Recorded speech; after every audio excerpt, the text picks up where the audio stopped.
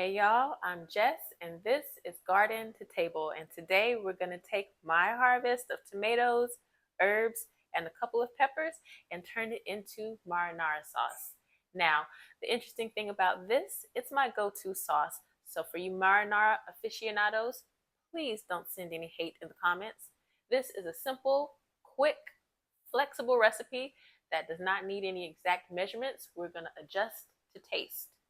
But in the comments, I'll include some guiding principles to get you started on your way if this is your first time making a pasta sauce. Okay, so I've got quite a big bowl. Well, this bowl has been bigger full of tomatoes, but it's a pretty big bowl for this particular recipe. I usually make this in smaller batches with just cherry tomatoes, but the garden gave us saucy lady tomatoes, some cute little Romas, and quite a few cherries. So we're going to use them all up. I also had some sweet bell peppers that were ready to go, so we're going to throw them in there as well. This is one of those recipes where you can just use whatever you have on hand, which is why I'm going to use about half of a white onion that we have left over from this week's dinner, a few cloves of garlic. I like my sauce garlic heavy, so I've got about 6 cloves of garlic that will go into this, and straight from the garden this morning, fresh herbs. We've got rosemary, we've got thyme, oregano, we've got some sage, we've got basil. We've got 2 different types of sage today, your regular sage and a little bit of pineapple sage. I'm being experimental. One thing that you want to make sure you're always doing when you go to harvest, inspect your produce. I like to do it before I bring it in the house because, as I said in my last video, I've brought spiders in. And when I looked at these herbs, the oregano and thyme especially, they creep. So they touch the ground a lot while they're growing. And so I did find a couple of bug eggs on those. I cleaned them off outside, rinsed them, and then brought them in. But of course, you start every preparation with cleaning your produce. Even if you got it from your own garden, clean your produce. So let's get started. This, like I said, is a very simple recipe. All I'm going to do is I'm going to take my tomatoes and toss them into my pan. I have the oven preheated at 375 degrees.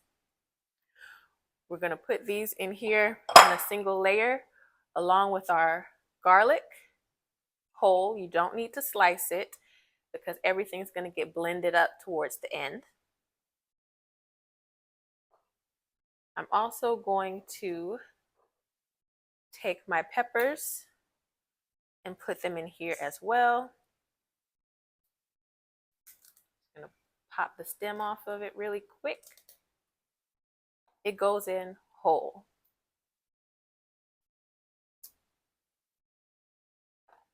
I'm going to top it with my chopped onions, but usually, guess what?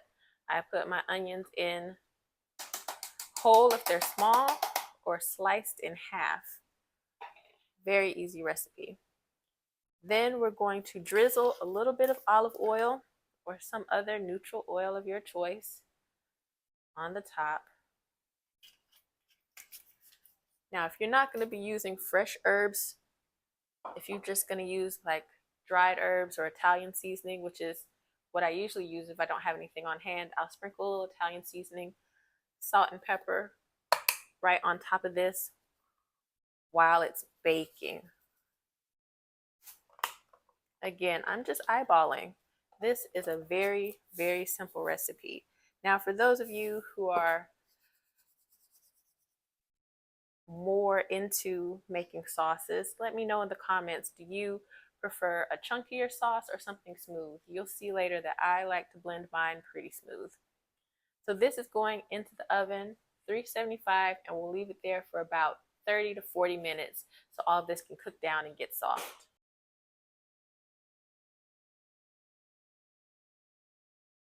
Okay, we have our tomatoes and peppers out of the oven. Everything is cooked down. And the very next thing we're going to do is take all of this good stuff and put it in our blender. I'm using a Ninja Bullet. You can use a food processor or any blender that you have. I like this because it's compact, and usually I'm not making too much sauce when I do this.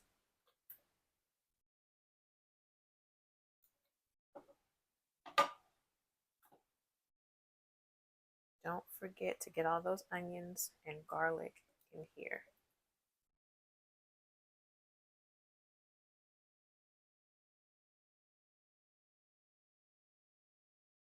So all of our veggies fit right into this container. We're going to screw it on and blend it up. I'm going to use the Ultra Blend setting.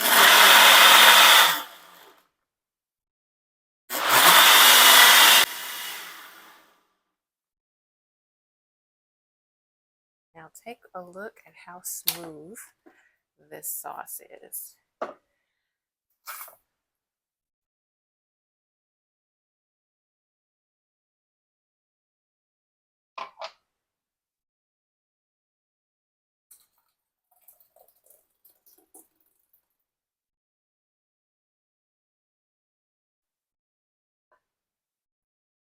Beautiful.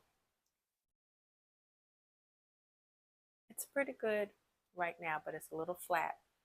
So we're going to start to layer some flavors. And this is where you can get as creative as you want to. If you want to deepen that tomato flavor, you can add tomato paste. I'm going to skip that step today. I have all of my herbs pulled from the stems. Some of the stems are pretty woody, so you don't want that to end up in your sauce unless you're going to fish them out later. I don't feel like doing that. So I'm going to have my fresh herbs go right in, and this is going to simmer for at least another 30 minutes.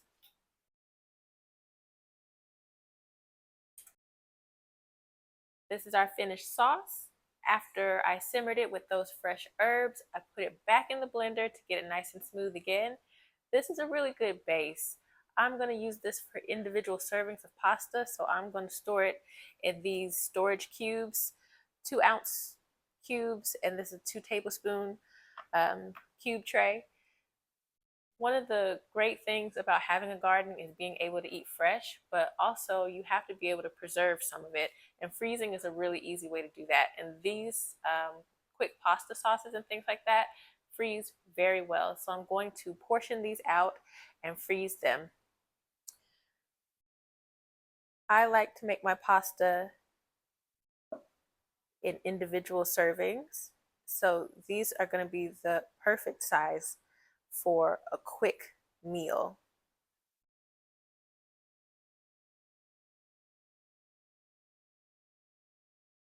And I don't think I'm going to need both trays. Now, since these are going to be individual servings, I can continue to customize them after after I've made this sauce. If I decide that I want it to be a little spicy, I'll throw in some red chili flakes, or if it's feeling a little too acidic, I can add in a pinch of sugar. I added a little extra salt and pepper after I tasted it, just to bring those flavors home a little bit more.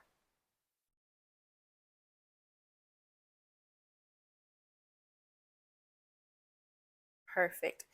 Now, if you are interested in more videos like this is an ongoing series. So take a look at my last video, which was all about cucumbers and making a quick pickle.